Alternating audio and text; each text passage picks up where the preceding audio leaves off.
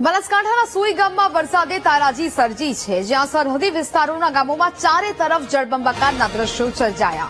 સુઈ ગામના ભટાસણા ગામથી વીટીવી ન્યૂઝનો આ ગ્રાઉન્ડ ઝીરો રિપોર્ટ। ભટાસણા ગામના પ્રવેશ દ્વાર પર જ જળબંબાકારની સ્થિતિ સર્જાઈ છે।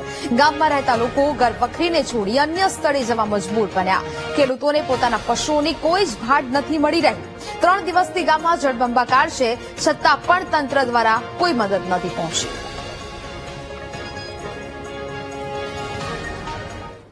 હવામાન વિભાગ દ્વારા બનાસકાંઠા જિલ્લામાં જે વરસાદની આગાહી કરવામાં આવી હતી તેના પગલે 6 તારીખના સાંજના સમયથી બનાસકાંઠા જિલ્લાના સરહદી વિસ્તારમાં ફૂલ વરસાદ શરૂ થયો હતો અને આ વરસાદે અત્યારે સુઈગામ, વાવ, થરાદ સહિતના વિસ્તારોમાં તારાજી સર્જી છે। આપ દ્રશ્યોમાં જોઈ શકો છો કે આ સુઈગામ તાલુકાનું ભટાસણા ગામ છે અને અત્યારે આ ગામમાં ચારે બાજુ જ્યાં પણ નજર કરીએ ત્યાં અત્યારે પાણી જ પાણી જોવા મળી રહ્યું છે। શાળા હોય, આંગણવાડી હોય, દૂધ ડેરી હોય કે પછી મકાનો હોય કે પછી ઘરો હોય, તમામ અત્યારે જે છે તે અત્યારે પાણીમાં જોવા મળી રહ્યું છે।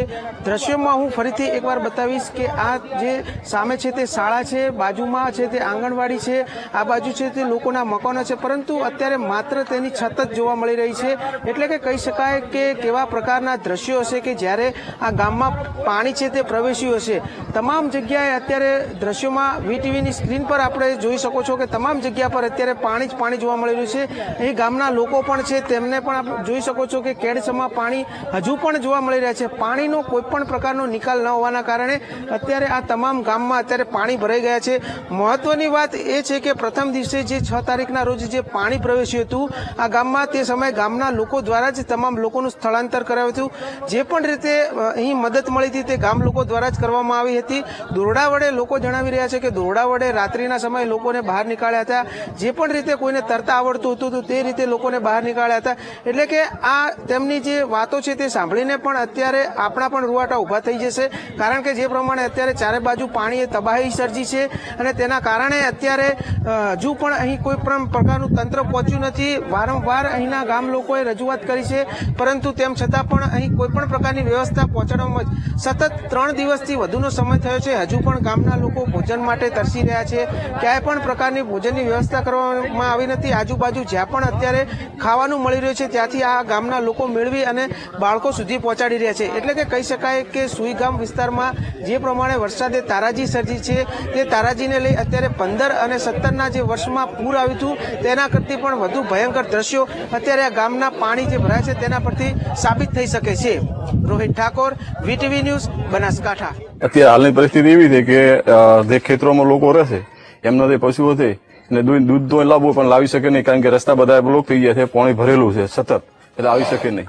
હું ખુદ મારે 25 થી 30 પશુઓ છે, મારો તબેલો છે, પણ હું મારું દૂધ ત્યાં ડેરીમાં લાવી શકતો નથી, કારણ કે પૂરના લીધે પાણી આખા એરિયામાં પાણી જ ભરેલું છે।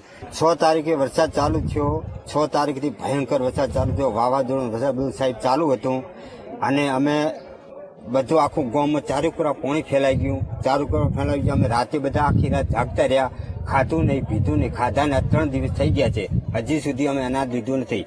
અને બધાને ગામમાંથી અમે ટ્રેક્ટર રસ્સા મળ્યા તો રસ્સા, એવી રીતે બધાનું માણસને સદંત્ર કરાયું અને આગળથી ઊંચાણવાળા વિસ્તાર હતા એ પણ બધાને લઈ ગયા। અમારે નિશાળ જુઓ તો નિશાળ ચારેકોરા જળબંબાકાર છે। પરિસ્થિતિનું સાહેબ કેવું જ નથી, કોઈ છોકરા બૈરા બધા ઉપાડીને બહાર કાઢ્યા અને કોઈ વરસાદનું સીમાવાળો વરસાદ પડ્યો, પાણીનો આવરો થઈ ગયો ભાઈ, 48 કલાક વરસાદ પડ્યો, વાવાઝોડા ચંગાથી નીકળવું કઈ બાજુ, એ જ મોટો સંભવ થઈ ગયો।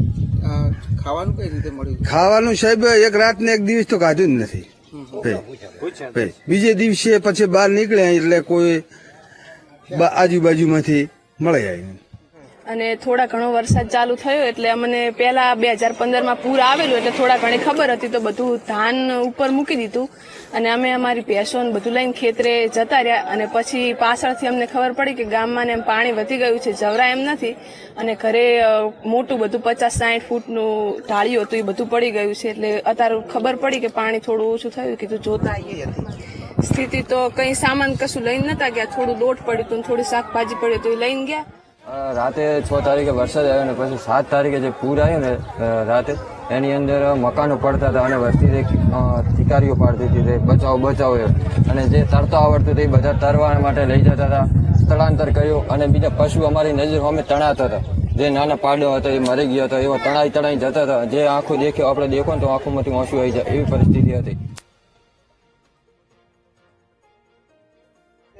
ખેતીમાં પરિસ્થિતિ એવી છે કે દિવેલા છે, જુવાર છે, બાજરી છે, મગફળી છે, કપાસ છે, આ બધું બોળાઈ ગયું છે. હાલ તો કાંઈ બચ્યું નથી.